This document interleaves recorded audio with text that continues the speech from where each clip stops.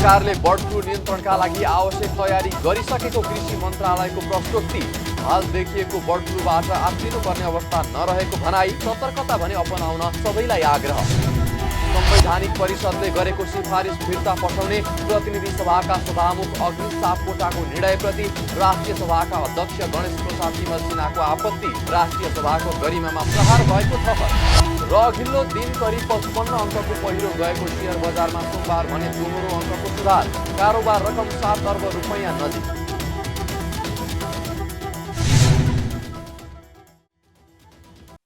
हामी छौं पल पल तपाईसँग, हिमाल पहाड तराईसँग, साथ छ हाम्रो बढ्ने कदमलाई। सलाम छ ती पोरखी हातहरूलाई, जिन्दगी सजाइदिन्छौँ हामी, हर सासको साथी बन्छौँ हामी। सुरक्षा अनि समृद्धि प्राण छ हाम्रो, हर आफू पनि बचाऊ, अरूलाई पनि बचाऊ। आजै नेपाल लाइफमा जीवन बिमा गरौँ। हामी हौं नेपाल लाइफ। नेपाल लाइफ, किनकि जीवन अमूल्य छ।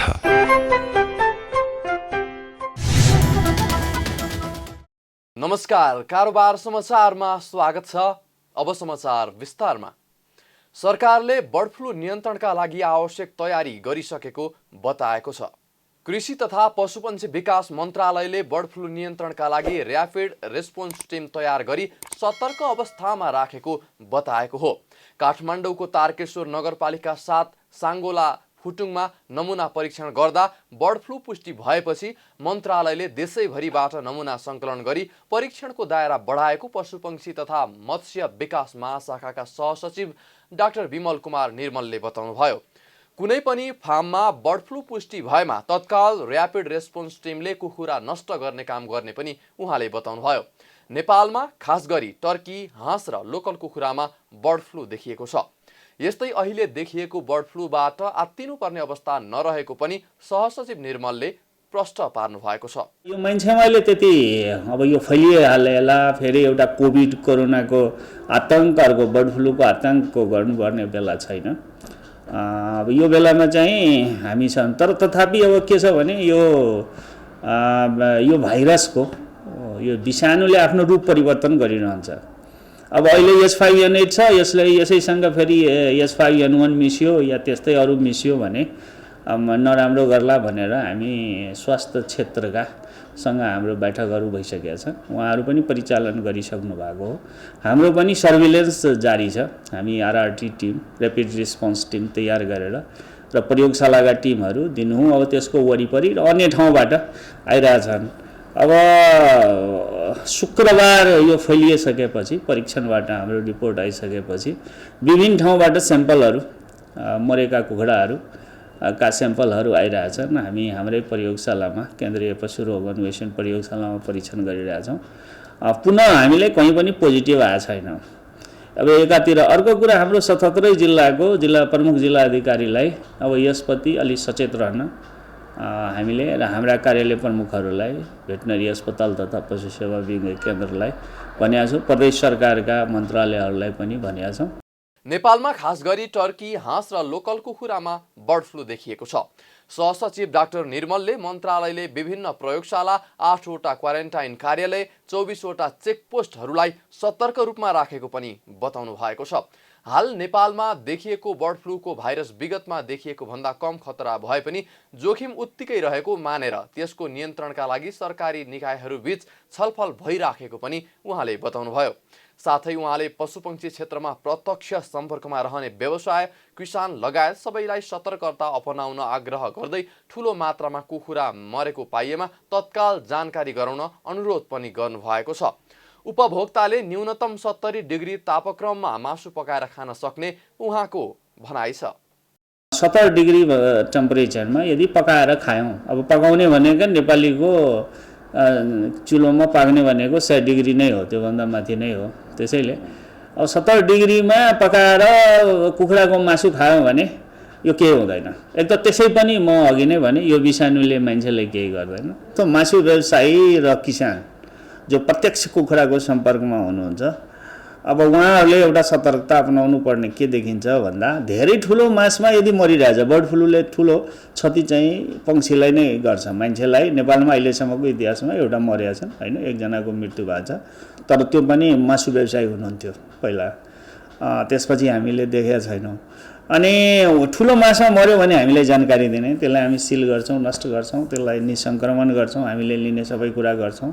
जनस्वास्थ्यका टिम गएर उहाँहरूको स्याम्पल लिनुहुन्छ, रिपोर्ट दिनुहुन्छ।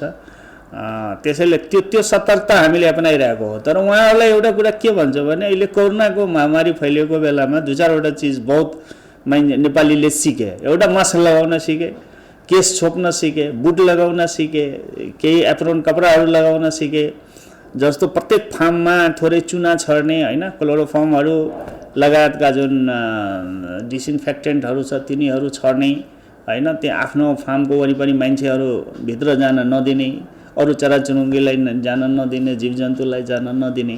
अब यस किसिमको सतर्कता अपनाएर सबभन्दा ठुलो, यदि तपाईँ राति गएर सुत्नु भएको छ, बिहान उठेर धेरै 10, 20, 50 कुखुराहरू मरिरहेको देख्नुहुन्छ भने सतर्कता अपनाउनुहोस्। त्यसलाई अब आफैले छुनुभन्दा खबर गर्नुहोस् हामीहरूलाई, हाम्रा स्याम्पलिङ गर्छौँ। छैन भने ठिकै छ, अन्य कारणले भए पनि हामी त्यो सतर्कतापूर्ण हेर्छौँ।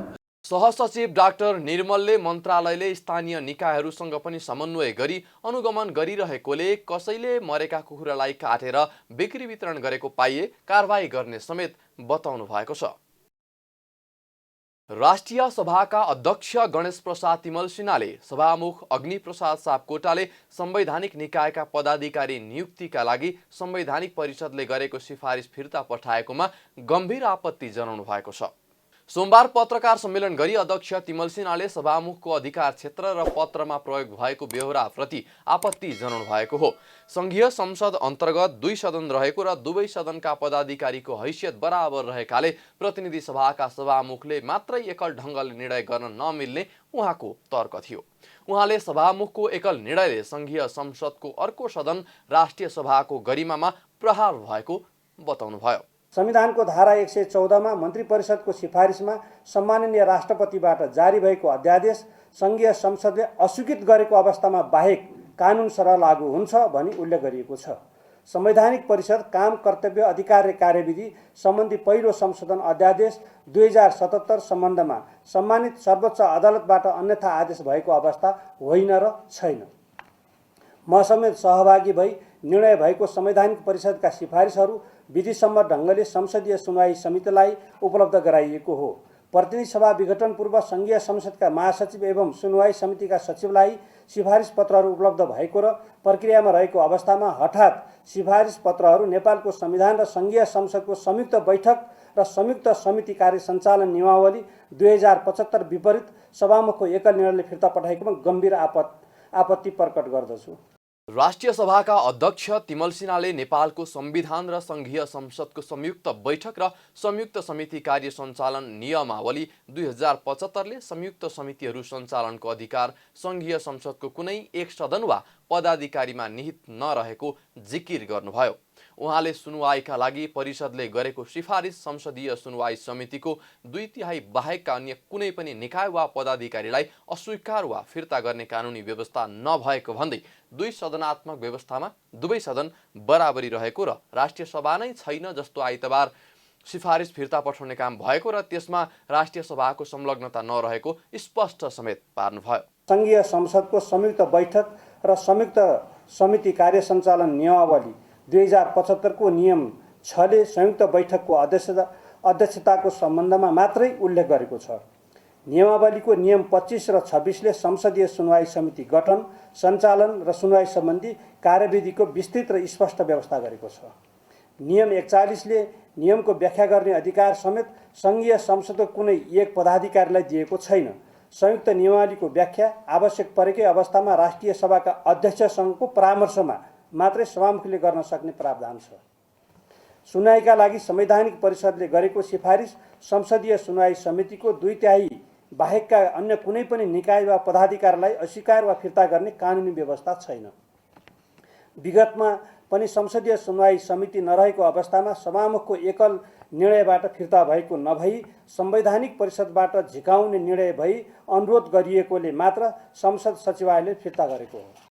आइतबार संघीय संसद सचिवालयले विज्ञप्ति जारी गरी प्रतिनिधि सभाका सभामुख अग्नि सापकोटाले आफू निहित अधिकार प्रयोग गरी परिषदले गरेको पदाधिकारी नियुक्ति सम्बन्धी सक्कलै कागजात परिषद सचिवालयमा नै फिर्ता पठाएको जानकारी गराउनु भएको थियो। बागमती प्रदेशको प्रदेशसभा फागुन 5 गतेसम्मका लागि स्थगित भएपछि नेपाल कम्युनिस्ट पार्टी नेकपा प्रचण्ड माधव पक्षका सांसदहरूले विरोध जनाएका छन्।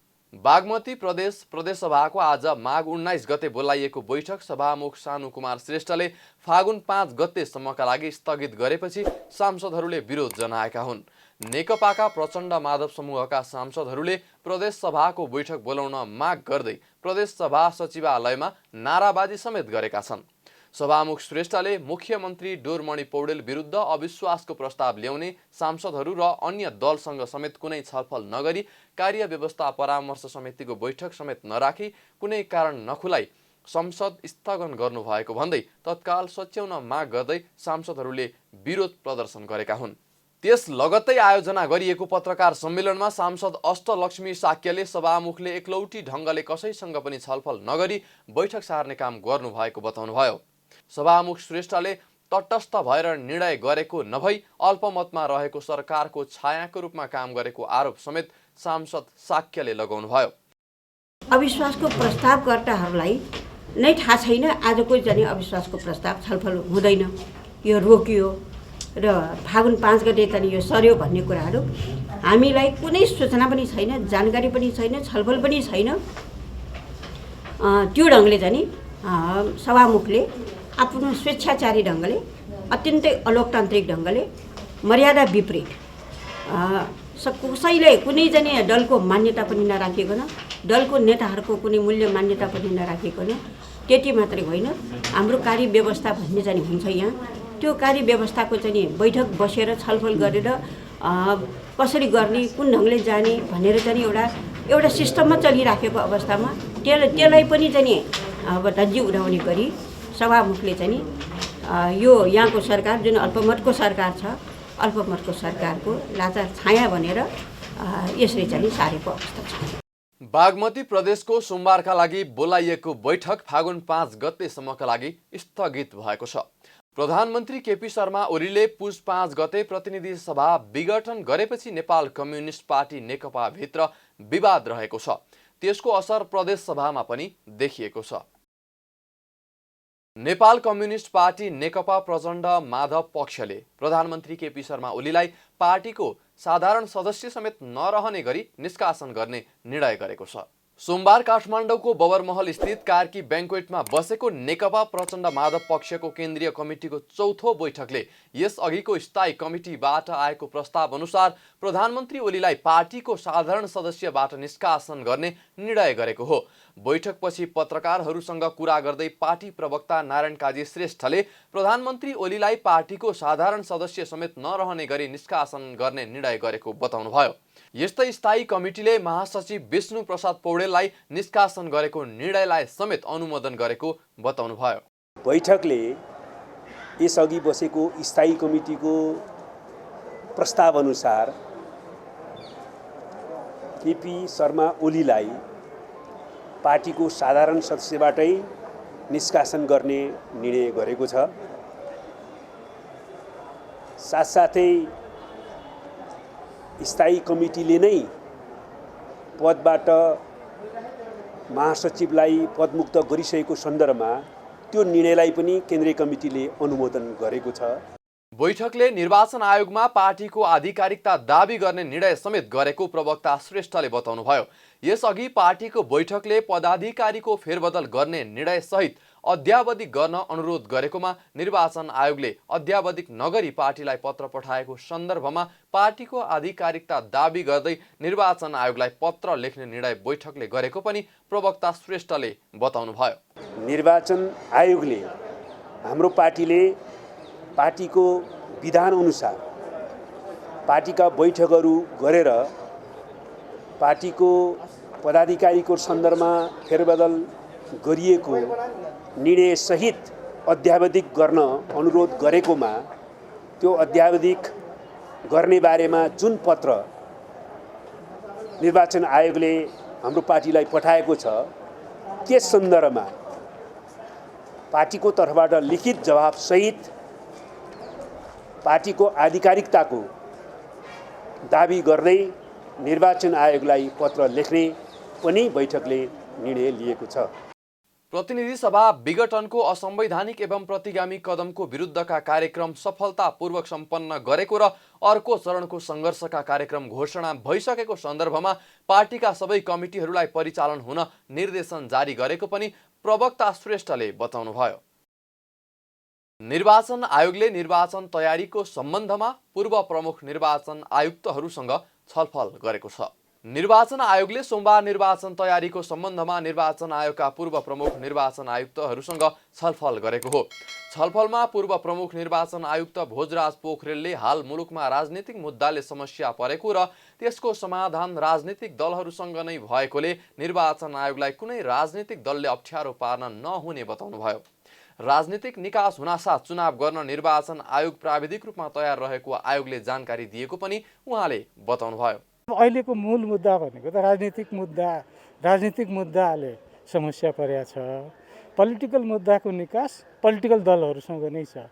निर्वाचन आयोगलाई चाहिँ कसैले पनि चोके पार्नु भएन, अप्ठ्यारो पार्नु भएन। यो पोलिटिकल निकास हुने बित्तिकै त आयोग टेक्निकल्ली चुनाव गर्नलाई तयार छु भने उहाँहरूले हामीसँग उहाँहरूले हामीलाई त्यही भन्नुभएको छ। हामीले उहाँहरूलाई चाहिँ के भने पोलिटिकल मुद्दा निकासको लागि पोलिटिसियनहरूलाई नै भन्नुहोस्, पोलिटिसियनहरूकै जिम्मेवारी हो, उहाँहरूलाई तताउनुहोस् भनेका छौँ।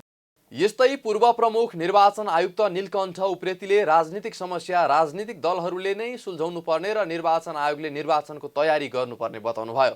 मतपत्रको डिजाइन र पार्टी दर्ता नहुन्जेलसम्म निर्वाचनको तयारी पूर्ण रूपमा नहुने भन्दै उहाँले विभाजित मनस्थितिमा रहेको दल विभाजित हुने हो भने विभाजनको प्रक्रियामा गएर निर्वाचन आयोगलाई सहयोग गर्नुपर्ने धारणा राख्नुभयो। दलीय समस्या समाधान गरेर चुनावमा जानुपर्ने र त्यो गर्न सक्ने क्षमता निर्वाचन आयोगसँग रहेको पनि उहाँले बताउनुभयो। निर्वाचन 5-10 दिन सारेर पनि निर्वाचन सम्पन्न गर्न सकिन्छ। हिजो अस्ति पनि हामीले निर्वाचन सार्ने गरेको हो। निर्वाचन नगर्ने भन्दैन आयोगले। निर्वाचनलाई चाहिँ प्राविधिक रूपमा र प्रशासनिक रूपमै गाह्रो पर्यो भने चाहिँ केही समय उता सारेर निर्वाचन गर्ने हो। गर्न सकिने समयमा चाहिँ निर्वाचन गर्छ, निर्वाचन आयोगले तयार गरेर गर्छ। तर दलीय समस्याहरू राजनीतिक डिस्प्युटहरू रिजोल्युसन गरेरै गर्नुपर्छ। यसलाई चाहिँ व्यवस्था गरेरै गर्नुपर्छ। त्यो गर्ने कुरामा निर्वाचन आयोग त्यो गर्न सक्ने क्षमतामा छ र दलहरूले चाहिँ निर्वाचन आयोगलाई चाहिँ सहयोग गर्नुपर्छ र चाहिँ आफ्नो मुद्दालाई चाहिँ निर्वाचन आयोगको टाउकोमा चाहिँ हालिदिन हुँदैन। यता निर्वाचन आयोगका सहायक प्रवक्ता कोमल प्रसाद धमलाले पूर्व प्रमुख निर्वाचन आयुक्तहरूसँग आयोगले अहिलेसम्म गरेको निर्वाचनको तयारीको सम्बन्धमा जानकारी गराएको बताउनुभयो। उहाँले प्रमुख निर्वाचन आयुक्तहरूसँगको आयोगको छलफल नियमित भेटघाटको रूपमा रहेको स्पष्ट पार्दै मतदाता नामावली अध्यावधिकको काम तथा मतदान केन्द्रको विषयमा काम भइरहेको पनि जानकारी दिनुभयो। निर्वाचनको घोषणा भएको निर्वाचनको तयारी हो, त्यो चाहिँ हाम्रो आफ्नो स्केड्युल अनुसारले अगाडि गइरहेको छ, बढिरहेको छ। अब बाहिर ठ्याक्कै आउटपुट नआइसकेको सन्दर्भमा चाहिँ के हो भन्ने कन्फ्युजन लागेको हुनसक्छ। तर त्यस्तो होइन। हामीले अहिले आफ्नो आन्तरिक तयारी जस्तै यसको लागि चाहिँ नि फन्डामेन्टल कुरा भनेको भोटर लिस्ट अपडेट गर्नुपर्छ। त्यो चाहिँ एकदम मेरुदण्डै हो त्यो चुनावको। त्यो कुरो आज यहाँसँग कुरा गरिरहेको बेलामा जिल्लामा चाहिँ जस्तो दाबी विरोध गर्ने, त्यसको छानबिन गर्ने त्यो कामहरू अहिले हाम्रो 753वटा युनिटमा 77वटा जिल्लामा भइरहेको छ। अब त्यो एउटा महत्त्वपूर्ण कुरा हो। अर्को महत्त्वपूर्ण कुरा भोट कहाँ हाल्ने, मतलब कुन ठाउँमा गएर हाल्ने भन्ने जुन पोलिङ लोकेसन हुन्छ, मतदान स्थल, मतदान केन्द्र हो, त्यो चाहिँ नि हामीसँग विगतका चुनावमा करिब 19,000 प्लस पोलिङ सेन्टरहरू थिए। यो वर्ष हामीले मोटामोटी 21,000को राउन्ड फिगरमा 21,000 होला भन्ने अनुमान गरेको छ। तर एक्ज्याक्ट कति हो भन्ने कुरो चाहिँ जिल्लाको समितिले जुन सिफारिस गरेर पठाउँछ, त्यहाँको भोटर लिस्ट बढेको आधारमा अथवा त्यहाँको कठिनाइको आधारमा, त्यहाँको भौतिक पूर्वाधारको अवस्थाको आधारमा जुन चेन्ज गर्नुपर्ने भयो त्यसलाई रिभ्यू गरेर पठाउँछ त्यो कुरो अहिले सकिएको छ भनेको जिल्लामा मिटिङहरू सबै सकिए 77वटा जिल्लामा र उहाँहरूले त्यसलाई अब अपडेट गरेर पठाउँदै हुनुहुन्छ मुख्य दुईटा पाटा ती चाहिँ नै देशैभरि अहिले भइरहेका कुरा हुन् निर्वाचन आयोगका सहायक प्रवक्ता धमलाले कतिपय निर्वाचन सामग्री मौजात रहेको र कतिपय खरिद गर्नुपर्ने समेत बताउनुभयो उहाँले घोषित निर्वाचन तोकिएकै मितिमा सम्पन्न गर्न आयोग प्राविधिक रूपमा तयार रहेको पनि बताउनुभयो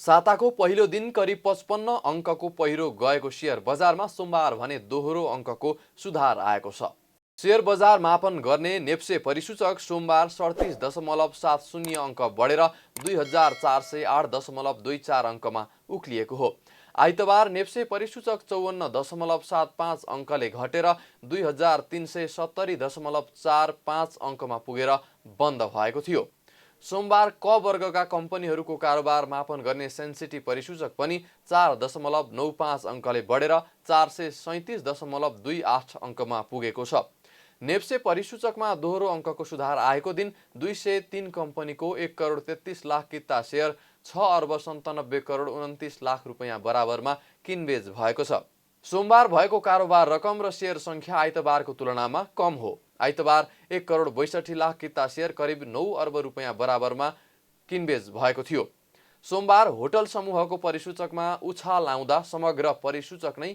बढेको छ होटल समूहको परिसूचक 8.76% ले बढेको छ लघु वित्त समूह र म्युचुअल फन्ड समूहको परिसूचक भने घटेको छ अन्य सबै समूहको परिसूचक बढेको छ कारोबारको आधारमा सोमबार नेपाल पुनर्बीमा कम्पनीको सबैभन्दा धेरै 58 करोड 33 लाख रुपैयाँ भन्दा धेरैको शेयर कारोबार भएको छ यस्तै दोस्रोमा नेशनल लाइफ इन्स्योरेन्सको 29 करोड 79 लाख र तेस्रोमा नेपाल लाइफ इन्स्योरेन्सको 27 करोड 38 लाख रुपैयाँ बराबरको शेयर कारोबार भएको छ कारोबार समाचारमा अब सुन चाँदी र विदेशी विनिमय दर सम्बन्धी जानकारी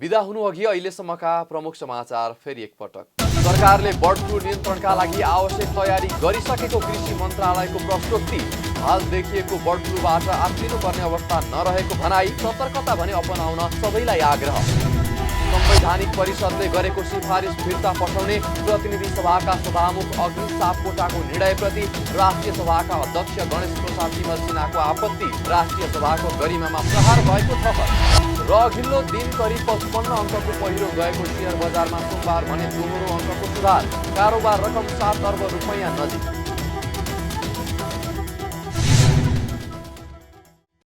कारोबार समाचार सकियो हामीलाई बिदा दिनुहोस्